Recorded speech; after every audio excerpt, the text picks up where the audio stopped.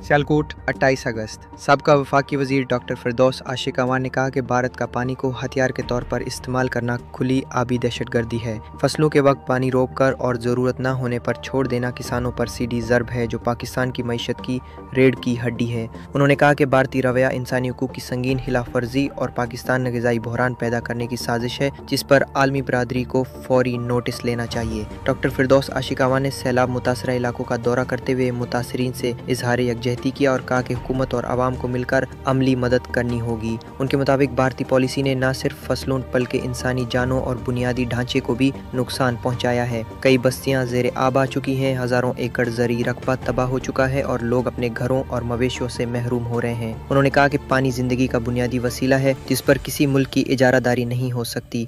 पाकिस्तान एक पूरा मुल्क है और मसाइल का हल मुज़ाकरात में है, लेकिन भारत की आबी दहशतगर्दी खित्ते के अमन के लिए ख़तरा है। उन्होंने जोर दिया कि मुतासरीन की बहाली और डैम और ज़खायर की तामीर वक्त की सबसे बड़ी ज़रूरत है।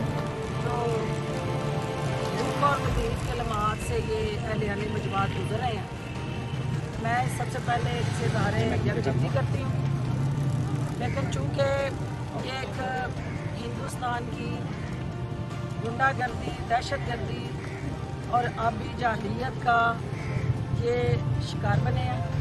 हिंदुस्तान ने हमेशा अपनी तस्कीन के लिए हमारे शहरियों को तकलीफ देने का जो वतीरा है वो नहीं बदला।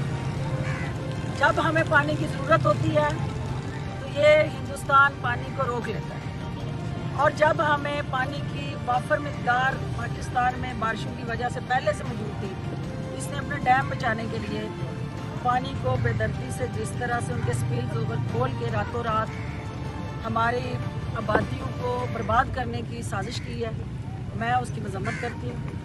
और ख़ुसूसी तौर पे जिस करब से तकलीफ़ से मेरी बहनें, माएँ, बेटियाँ गुज़र रही हैं, मैं उसका ऐनी मुशाहिदा करने आई हूँ और ये देखने आई हूँ कि ये पुल जो बनाया गया, जो हमने बड़ी मेहनत की और ये अहलियाने बजवात को बड़ी जद्दोजहद के बाद ये सहूलत दस्तयाब हुई। पानी की बेरहम मौजू ने इस सहूलत को छीन लिया है